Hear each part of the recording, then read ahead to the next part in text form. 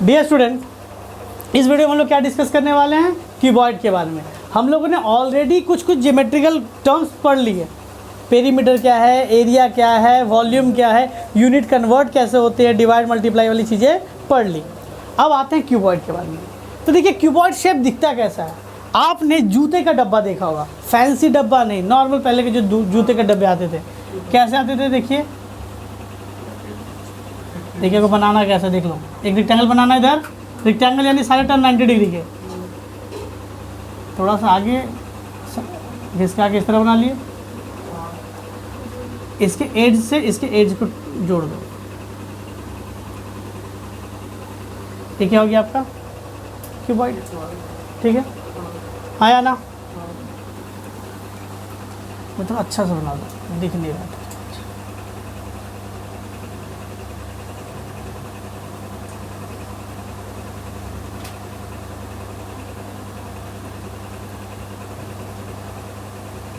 अच्छा, ये क्यूबॉइड दिख रहा है आपको? इस क्यूबॉइड में ध्यान से देखिए तो आपको क्या नजर आ रहा होगा? इधर से इधर तक ये लेंथ है, ये क्या होगा आपका? चौड़ाई, ब्रेथ, और ये वेरी गुड हाइट। वाह।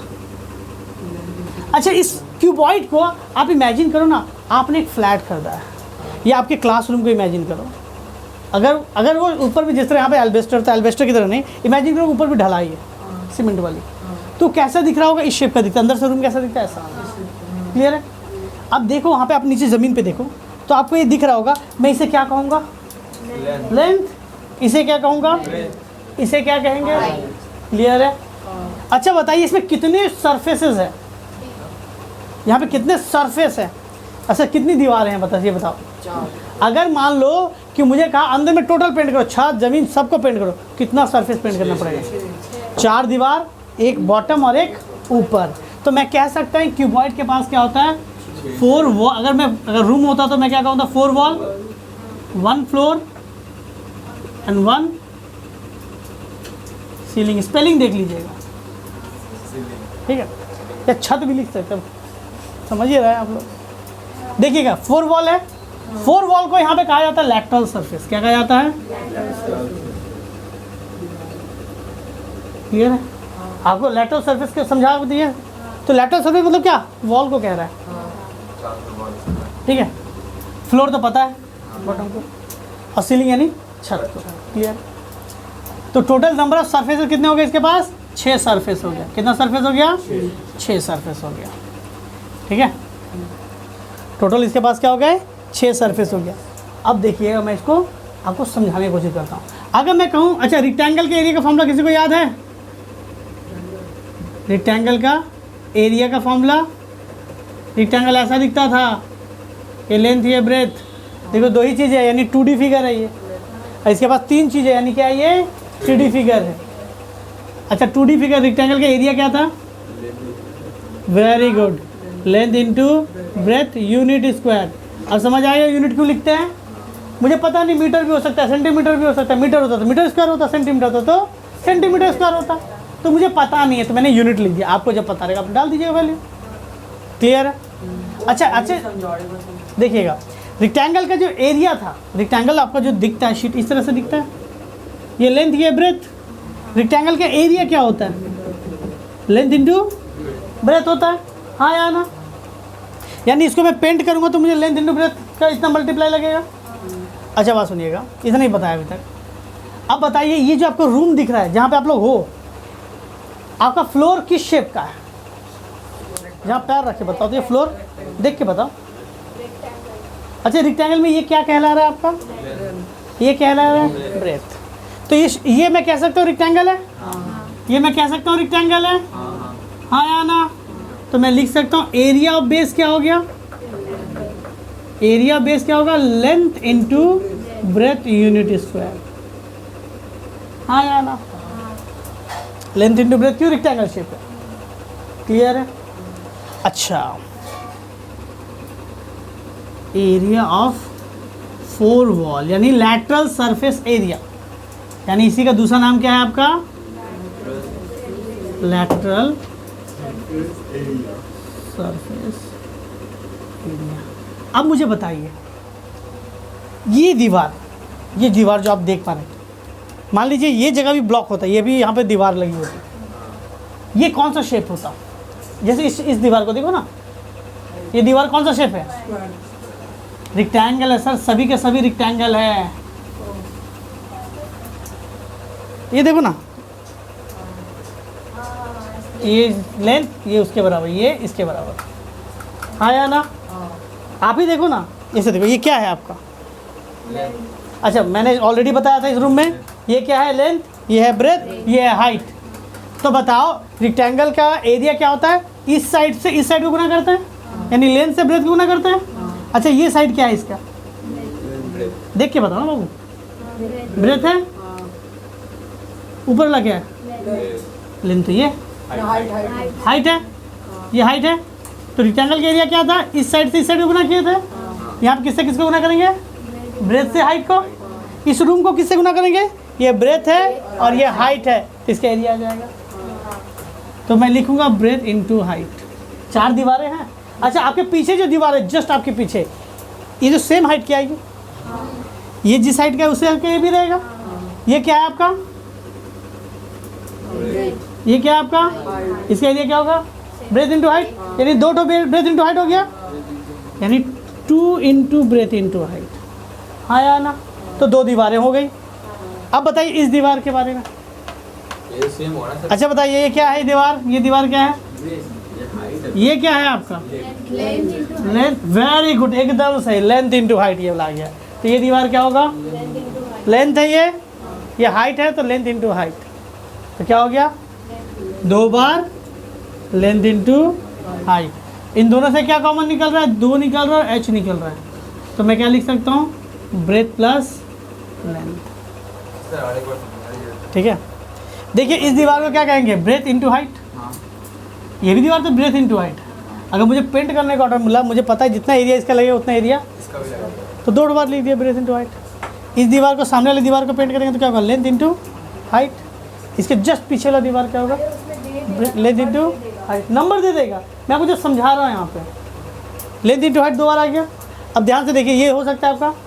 अच्छा देखिए, इस बार जो आपका माध्यमिक का पैटर्न आया था, सवाल कितने मीठे मीठे थे, मज़ा आ रहा था। तो मैं आपको इसका एक और फॉर्मूला समझा रहा हूँ। अगर आप रेक्टेंगल का पेरीमीटर निकालते हैं, क्या निकालते हैं? पेरीमीटर। नहीं, वो सब नहीं निकालते, वो सब फिर दिक्कत हो जाएगा आपके लिए, ऐसे समझिए। यहाँ क्लियर हो गया? तो एरिया 4 वॉल निकल गया मेरा, या लैटरल सरफेस निकाल दिया। कैसे निकलेगा? या तो ये रखो या तो ये। हाँ, बहुत सुंदर, वेरी गुड। यूनिट स्क्वायर क्यों लिखे? सर एरिया है, एरिया है मतलब स्क्वायर होगा, ख़त्म बात, हाँ या ना? मैंने बेस का एरिया देख लिया, इसका एरिया देख लिया। अब बात सुनिए, वॉल्यूम का फॉर्मूला क्या होगा? अच्छा, टोटल सरफेस एरिया तब क्या हो गया? Total surface area. देखिए, आपको अगर रूम का एग्जांपल देगा ना, आपसे कहा जाता है कि रूम को, वॉल को पेंट करना है, यानी 4 दीवार पेंट करेंगे, छत छोड़ देंगे, ज़मीन छोड़ देंगे, कहेगा 4 वॉल। या कहा जाए रूम पेंट करना है, तो कहाँ का आदमी पेंट करेगा? 4 वॉल और छत। तो छत का क्या होगा? देखो, ये लेंथ इंटू ब्रेथ, तो वो भी क्या होगा? ध्यान से देखो, ये भी लेंथ, ध्यान से, ये भी ना लेंथ है, और ये ब्रेथ है, तो इसका भी एरिया जाएगा। टोटल सरफेस एरिया कितना? 6 सरफेस है, तो 6 सरफेस एरिया होगा। 6 को जोड़ देंगे तो क्या हो जाएगा? 2 length into breadth, 2 breath into height, 2 height into length. 2 निकाल लेंगे common, length into breadth, breath into height, height into length, unit square. ये 6 सरफेस था। अगर आपसे कहा जाता कि पेंट करना है तो कितना सरफेस देखेंगे? 5। 4 तो सरफेस ये लेंगे और एक तो लेंथ इंटू हाइट ऐड कर देंगे, मेरा काम हो जाएगा। सवाल करेंगे तो देखो, जितना यहाँ पे इंट्रोडक्शन दे रहे हैं, अगर इसमें से 40% भी याद रह गया, 40% भी अगर आपको याद रह गया, तो सवाल भी आप सारे के सारे कर लेंगे, और जैसे सवाल करेंगे सबका सब क्लियर हो जाएगा। क्लियर है टोटल सरफेस एरिया? अब बात करते हैं वॉल्यूम के बारे में। यानी इस रूम को अगर टंकी बना दिया जाए, पानी की टंकी, चारों तरफ से सील कर दी, कितना पानी भर सकते हैं? समझे? जितना मतलब पूरा खाली है। तो क्या हो जाएगा आपका? Length into breadth into height. Unit क्या हो जाएगा? क्यूब। लेंथ का यूनिट मीटर, ब्रेथ का मीटर, हाइट का भी मीटर, मीटर क्यूब। क्लियर है? अब इसको थोड़ा और सुंदर बनाता है।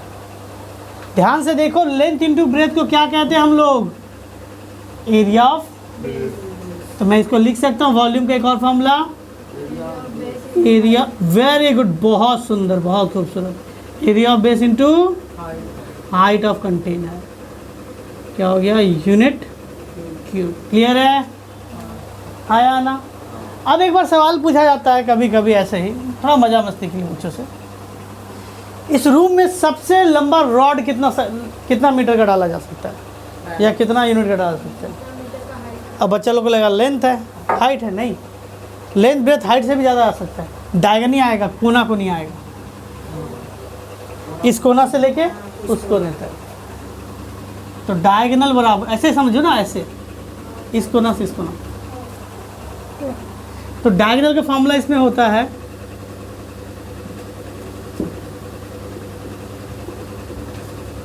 Length square, breath square, height square. और डायगोनल क्या है? जस्ट एक लेंथ है। डायगोनल क्या है? जस्ट एक लेंथ है। इसलिए इसका यूनिट में क्या आएगा? यूनिट, सिर्फ यूनिट आएगा। बुझाते पेरेची, क्योंकि आपका लेंथ है। इस रूम में सबसे लंबा रॉड कैसा आ सकता है? तो मैं तो रॉड ही लेके जा रहा हूँ। रॉड का तो एरिया नहीं काउंट करना है, सिर्फ लेंथ काउंट करना है। तो लेंथ यानी 1D फिगर, लेंथ और ब्रेथ दो एक साथ ही मिलता तो 2D फिगर हो जाता। और वॉल्यूम में 3 चीज़ें आती हैं। 1D मतलब 1 डायमेंशन, एक चीज़ होगा, या तो लेंथ, या तो ब्रेथ, या तो हाइट। ऊपर में 1 लिखने से काम पूरा काट लेगा। ये समझा पाए आपको? बस नोट कर लीजिए यहाँ से यहाँ तक। देखिए, क्यूबॉइड के बाद का इसी शेप का कोई और, इसी तरह से मिलता जुलता कोई और शेप है? हाँ, बताइए। क्यूब, आइस क्यूब देखा होगा आपने? ये आपने लूडो तो खेला होगा, लॉकडाउन में बैठ के किए क्या? लूडो ही तो खेले, ऑनलाइन ऑफलाइन लूडो ही तो खेला है। डाइस, अरे मैं दिखा देता हूँ कैसा दिखता है। चेस तो खेला होगा ना? हाँ, ऊंचे लोग ऊंची पसंद है। देखिए, ये आपका हो गया डाइस, दिख रहा है डाइस? इसमें दिक्कत क्या है? इसमें इसकी प्रॉपर्टी जो मेन है, इसका जो लेंथ है, इसका जो ब्रेथ है, और इसकी जो हाइट है, तीनों आपस में बराबर है। और तीनों को मिला के एक अच्छा सा, प्यारा सा, सुंदर सा, मीठा सा नाम दिया गया। हाँ, क्या लिखा गया? ए किसके लिए इंक्लूड होता है? साइड। यहाँ पे आ गया ए, यहाँ पे आ गया ए, यहाँ पे आ गया ए। क्लियर है? सारे फॉर्मूला सेम है, ध्यान दीजिएगा। सारे फॉर्मूला क्या है इसमें? सेम। पहला क्या होगा? एरिया ऑफ फ्लोर, जो बात किए थे। देखो, एरिया फ्लोर यानी ये वाला। यहाँ से देखो, रेक्टेंगल प्रॉपर्टी क्या था? Length into breadth. ये भी लिखाओ, ए इंटू ए। क्या हो गया? Very very bad. क्या होगा? ए स्क्वायर, यूनिट होगा तो स्क्वायर हो जाएगा। वही है, जस्ट दोनों साइड को सेम कर दिया, और तो कुछ नहीं होगा। जहाँ देखो, जो एल, देखो पहले क्या एल बी और एच था ना, लेंथ ब्रेथ हाइट। एल भी ए है, बी भी ए है, एच भी है, सब जगह वही डाल दो, सेम फॉर्म आ जाएगा। एरिया फ्लोर हो गया। अच्छा बात सुनो, बात सुनो। अगर आपको ऐसे जोड़ने के लिए दिया जाए 5, 7, 3, 2, 8, 5, तो समय लगेगा ना? लेकिन आपको मैं यही दूँ, 1, 2, 3, 4, 5, 6, कितना होगा सर? 5, 6 बार तो 5 × 6 30, खत्म। हाँ या ना? तो इसमें तो वही है, सब साइड ए है, डायरेक्टली बन जाएगा। कैसे बन जाएगा डायरेक्टली? देखो, ये जिस जो नीचे का एरिया, देखो सारा साइड सेम है ना। लेंथ इंटू ब्रेथ, ए इंटू ए स्क्वायर। ये भी तो ए इंटू ए स्क्वायर, ये भी ए इंटू ए स्क्वायर, ये भी ए इंटू ए स्क्वायर, ये भी ए इंटू ए स्क्वायर, सब तो ए स्क्वायर ही हो जाएगा। तो मैं इसमें क्या लिख सकता हूँ? एरिया ऑफ 4 वॉल क्या होगा? ये भी ए स्क्वायर, ये भी ए स्क्वायर, ये भी ए स्क्वायर, ये भी ए स्क्वायर, 4a स्क्वायर। 4 वॉल है, दिस 4 वॉल, एरिया 4 वॉल, 6 नहीं है। 4 सरफेस देख लो, 4 ठो का, ए स्क्वायर, ए स्क्वायर, ए स्क्वायर, ए स्क्वायर। टोटल सरफेस एरिया क्या हो जाएगा? पहले बताया गया इसके 6 सरफेस होते हैं, सब सरफेस ए स्क्वायर का है, छोटा सरफेस है, क्या हो जाएगा? 6a square unit square. क्यों? एरिया। वॉल्यूम का फॉर्मूला क्या था? Length into breadth into height. यहाँ पे लेंथ भी ए है, ब्रेथ भी ए है, हाइट भी है। ए इंटू ए क्या हो गया?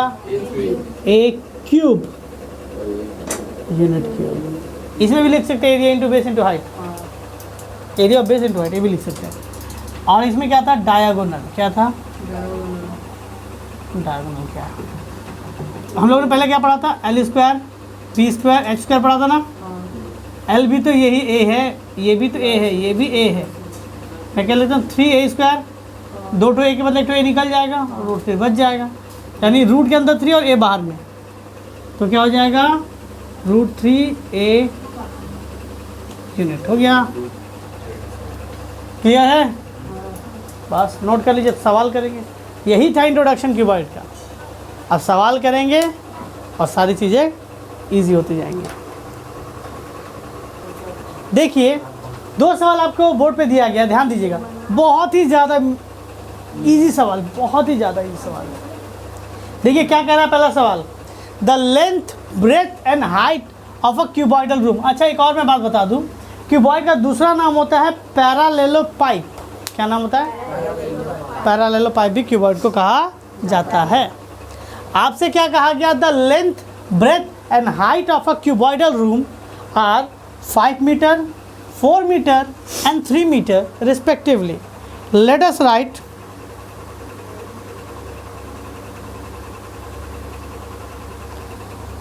the length of the longest rod which can be kept in that room. यानी क्या निकालना है इसका? रूम में सबसे लंबा रॉड कितना लेंथ का आ सकता है, तो क्या लिखा, क्या कहा जाता है उसे? डायगोनल। क्या कहा जाता है? डायगोनल। यानी देखो मैं आपको बता रहा हूँ सवाल कैसे बनाना है। कुछ कुछ सवाल ऐसे होंगे जो एक ही बार में आप डालोगे, एक ही फॉर्मूला से बन जाएगा। सारे सवाल ऐसे नहीं होंगे। देखिए क्या कह रहा है आपको, आप पहले डेटा लिखो, गिवन इतना तो आप उतार ही सकते हो। लेंथ क्या है? 5 मीटर, ब्रेथ क्या है? 4 मीटर, हाइट क्या है? आपसे क्या पूछा है? लॉन्गेस्ट रॉड यानी डायगोनल। क्या पूछा है? Question mark. ठीक है, सॉल्यूशन। तो मुझे क्या पता है डायगोनल का फॉर्मूला?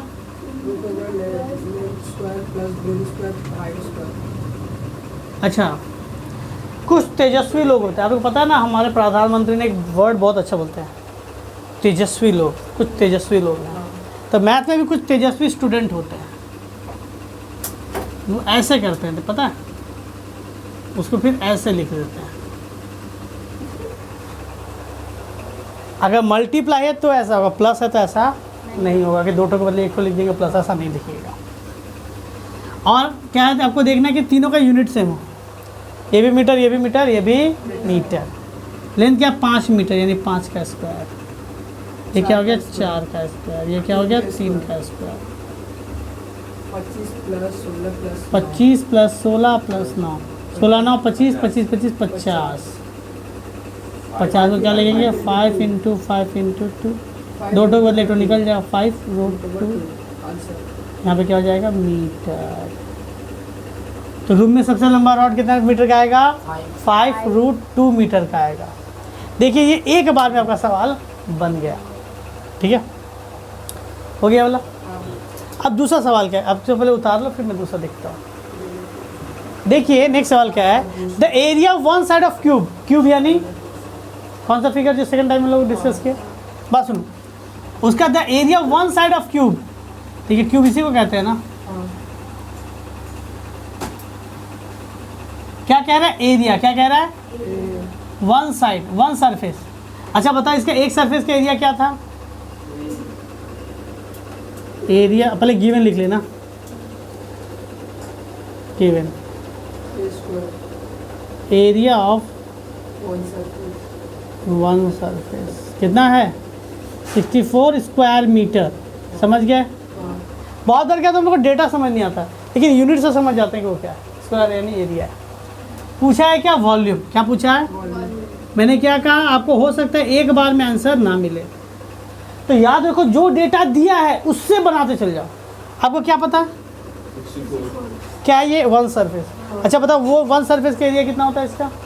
ए स्क्वायर। पढ़ा था ना, एरिया ऑफ द बेस। जो बेस का एरिया वही सब साइड का एरिया, कोई भी सरफेस का एरिया उठा लो वही ए स्क्वायर ही होगा। तो सॉल्यूशन में क्या लिखेंगे? सॉल्यूशन में लिखेंगे ए स्क्वायर कितने के बराबर बताया गया? 64 तो 8 होगा, इक्वल टू 8। आपको पता है या नहीं? ए स्क्वायर उधर जाएगा तो क्या हो जाएगा? रूट क्या हो जाएगा? 64 इंडिसेस था ये। विषय का बताइए क्या बोले? एक्स स्क्वायर अगर एक्स का पावर अगर m बराबर p है तो x बराबर क्या होगा? p का ये p m है ना, तो उधर जाए तो हो जाएगा 1/m। इंडिसेस था। एक्स स्क्वायर अगर p है तो ये p उधर जाए तो क्या 1/2? 1/2 यानी रूट होता है। ठीक है, ये ज़्यादा शॉर्टकट है। तो 64 को क्या लिख सकते हैं? 8 8 64। हाँ या ना? 8 निकलेगा। जनरली प्लस माइनस निकलता है। क्या निकलता है? रूट से जब भी निकलता है प्लस माइनस निकलता है। ए क्या है? साइड। अच्छा बताओ, अगर मैं कहूँ 8 मीटर और -8 मीटर, साइड क्या नेगेटिव हो सकता है? Side never be negative. क्या लिखेंगे? Side never be negative. So a की वैल्यू सिर्फ क्या लेंगे? +8 मीटर। यानी उसका साइड कितना निकला? यानी सबसे पहले क्या देखना है? जो दिया गया है वो नहीं, जो निकालना है वो नहीं, जो डेटा दिया गया है उससे क्या निकल रहा है। ए की वैल्यू निकली। क्या पूछा आपसे? ये डबल टू का ऊपर में। हाँ प्लस माइनस।